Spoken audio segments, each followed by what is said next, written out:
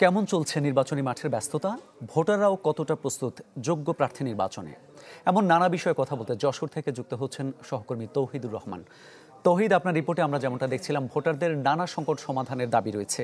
এইগুলো ভোটের পর সমাধান হয়ে যাবে বলে কতটা আশাবাদী ভোটাররা? মামুন, আমি শুরুতে যেটা আপনি রিপোর্টে জানাচ্ছিলেন যে যশোরের 6টি আসন এবং এই 6টি আসনে ভোটার সংখ্যা আপনি রিপোর্টে জানিয়েছেন যে প্রায় 24.5 লাখ, যার মধ্যে 1 লাখেরও বেশি নতুন ভোটার। তো এই ভোটারদের কিন্তু ত্রয়োদশ জাতীয় নির্বাচনকে ঘিরে ইতিমধ্যে উৎসাহ উদ্দীপনা আমরা লক্ষ্য করছি। এই উৎসাহ উদ্দীপনা লক্ষ্য করার একটি বড় কারণ, যশোর সবসময়ই একটি বঞ্চিত জেলা হিসেবে থেকে গেছে। এখানের অবকাঠামো সহ সামগ্রিক যে উন্নয়ন, সেটা কাঙ্ক্ষিত পর্যায়ে যায়নি। স্বাভাবিকভাবেই নতুন বন্দোবস্তের এই বাংলাদেশে নতুন করে স্বপ্ন দেখছেন এখানকার মানুষ। প্রার্থীরা, আমি জানিয়ে রাখি যে প্রার্থীরা যেমন অর্থাৎ বিএনপি যশোরের 6টি আসনের মধ্যে 5টি আসনে একক প্রার্থী ঘোষণা করেছে এবং 6টি আসনে জামায়াত তাদের একক প্রার্থী ঘোষণা করেছেন।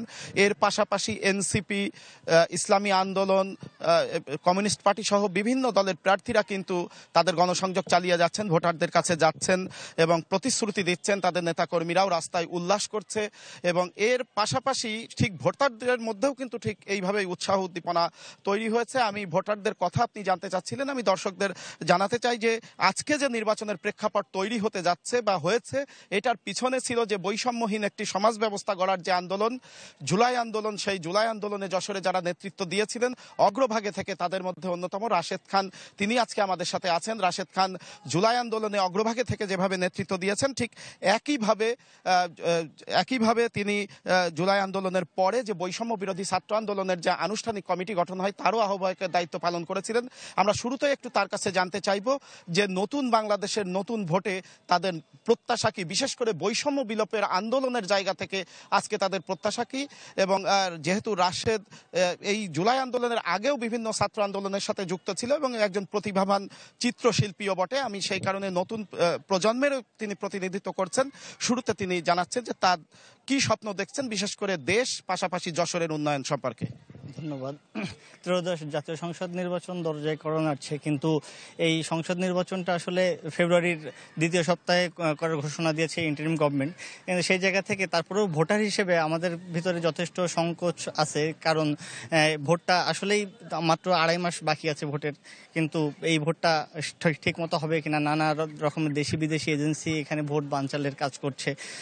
তো আমরা তো একটা কর্তৃত্ববাদী সরকারের শাসন ব্যবস্থার ভিতরে ছিলাম, সেখান থেকে গণ অভ্যুত্থানটা হয়েছে। আর গণ অভ্যুত্থানের প্রথম কাজটা ছিল যে একটা সুষ্ঠু গণতান্ত্রিক ধারাই দেশটাকে পরিচালিত হতে দেখা। আর তার পূর্ব সত্ত্বে হচ্ছে একটা সুন্দর ত্রুটিহীন নির্বাচন। তো এই নির্বাচনের জন্য এটা একটা জনদাবি এবং দেশের মানুষ অধীর আগ্রহে অপেক্ষা করছে তারা শান্তিপূর্ণভাবে ভোট দেওয়ার মাধ্যমে তাদের পছন্দের প্রার্থী মূল্যায়ন করবে। কিন্তু এখন দেখা যাচ্ছে ঐকমত্য কমিশন কিংবা সংস্কার বিভিন্ন ইস্যুতে দেশ এবং আমাদের দেশের যে সকল রাজনৈতিক দলগুলো আছে সেগুলো দ্বিধা বিভক্ত। তো সেই জায়গা থেকেও শঙ্কার একটা জায়গা একজন সাধারণ ভোটার হিসেবে আমাদের ভিতরে কাজ করছে, কারণ ন্যূনতম ঐকমত বা নিজেদের ভিতরে রাজনৈতিক যেই সৌহার্দ্যপূর্ণ সম্পর্ক, সেই সম্পর্ক যদি বজায় না থাকে, সেক্ষেত্রে নির্বাচনের ক্ষেত্রে ঝামেলা হইতে পারে। আর বাংলাদেশে দুইটা রাজনৈতিক ব্যবস্থা, সেটা হচ্ছে একটা ব্যবস্থা হচ্ছে বুর্জোয়া ব্যবস্থা এবং একটা সমাজ বিপ্লবীদের ব্যবস্থা, রাজনৈতিক ব্যবস্থা। তো এখানে বাংলাদেশে গত 54 বছর ধরে এই বুর্জোয়া শ্রেণী কিন্তু শাসন করেছে এবং তার সাথে ধর্মান্ধ গোষ্ঠীও বিভিন্ন সময় যুক্ত থেকেছে। এবং বাংলাদেশের যে শাসনের ইতিহাস, সেটা আসলে শোষণের ইতিহাসে আমি বলবো, কারণ ব্রিটিশ পিরিয়ড থেকে শুরু করে পাকিস্তানি পিরিয়ড এবং গত 54 বছরের যে শাসন ব্যবস্থা, সেখানে আসলে শাসনের নামে তাদের রাজনৈতিক দলগুলোর ভিতরে দ্বিধা বিভক্ত থাকলেও তারা ভয়াবহ রকমের একটা জায়গায় সেটা হচ্ছে এই জনগণকে শোষণ করা এবং টাকা পাচার করা, দেশের টাকা বিদেশে পাচার করা।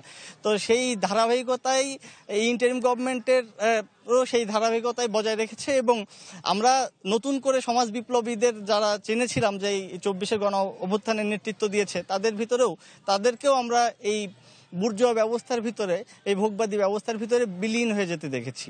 তো আশঙ্কার জায়গাটা আমাদের সেখানে যে আদৌ এই সমাজ ব্যবস্থা পরিবর্তন হবে কিনা। তারপরেও আমরা স্বপ্ন দেখি যারা আছি যে এই দেশে একসময় একটা সুষ্ঠু গণতান্ত্রিক ধারায় আসবে এবং এই যে শ্রম শোষণ, সেই শোষণ থেকে এবং সকল রকমের বৈষম্য থেকে আমরা মুক্তি পাবো।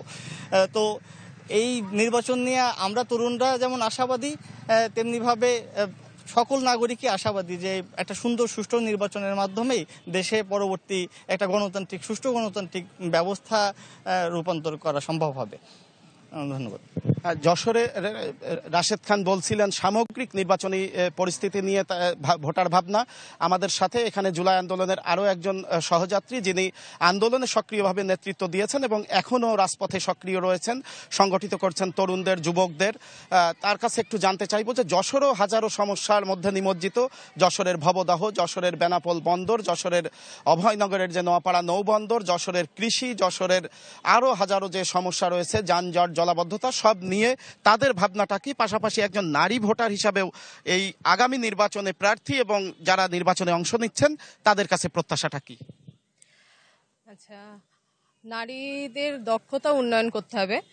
আমাদের নতুন যে সরকার আসবে তাকে অবশ্যই নারীদের দক্ষতা উন্নয়নে এবং নারীকে দক্ষ অনুযায়ী নেতৃত্বে স্থানে দিতে হবে। এটাই হচ্ছে আমাদের নারী। আর জুলাই আন্দোলনে আমাদের নারীরা সক্রিয় ভূমিকা পালন করছে। সেই হিসাবেও কিন্তু নেতৃত্বের অনুযায়ী আমরা মানে দক্ষতা অনুযায়ী আমরা নেতৃত্বের সর্ব উপরে আমরা আছি, নারী যারা আছে। আর আমাদের এখানে যুব সমাজটা খুবই অবহেলিত। আমাদের যুব সমাজের হচ্ছে আমাদের এখানে বর্ডার কাছাকাছি হওয়ার কারণে মাদক ঢুকে খুবই সহজে। এই যুব সমাজটার উপরে এই মাদকটা খুব প্রভাব ফেলে, যার কারণে আমাদের যুব সমাজটা একদম নষ্ট হয়ে যাচ্ছে।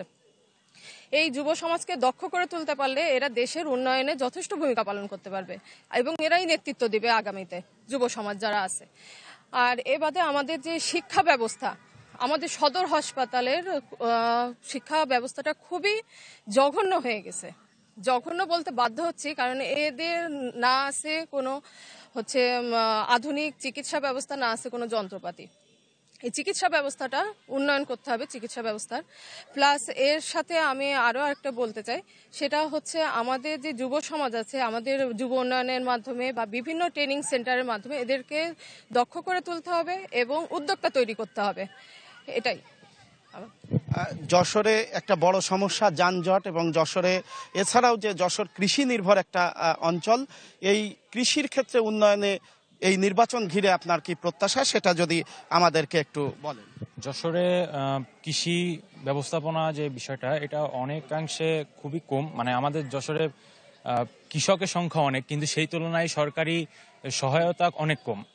আমরা দেখেছি যে কৃষকরা বিভিন্নভাবে আমাদের কাছে বিভিন্ন দাবি নিয়ে আসে বা বিভিন্ন চাহিদা থাকে। আমরা যখন প্রান্তিক পর্যায়ে যাই তখন দেখি তাদের বিভিন্ন ধরনের চাহিদা থাকে, কিন্তু সেই চাহিদা কখনো পূরণ করতে পারে নাই। তো আমি আশা রাখবো যে এটা যেন অবিলম্বে পূরণ করা হয়। মামুন, আপনি দেখছেন যে এখানে যারা উপস্থিত আছে তাদের বেশিরভাগই নতুন প্রজন্মের এবং নতুন ভোটাররা উন্মুখ হয়ে আছেন ভোট দিতে, যেটা এর আগে আপনারা শুনছিলেন, কিন্তু সংখ্যাও আছে, প্রত্যাশাও আছে। আমরা আরো একজন নতুন ভোটারের কাছে তার প্রত্যাশার কথা জানতে চাইব। এবছর যে সরকার যে নির্বাচনের যে ইয়েটা করেছে, এই নির্বাচনে যারা নতুন ভোটার আছে তারা স্বতঃস্ফূর্তভাবে ভোট দিবে এবং আনন্দের সাথে এটা গ্রহণ করবে। ইন্টারিম সরকারের প্রতি আহ্বান থাকবে আমার যে এই নির্বাচনটা যেন খুব ভালোভাবে সম্পন্ন করতে পারে।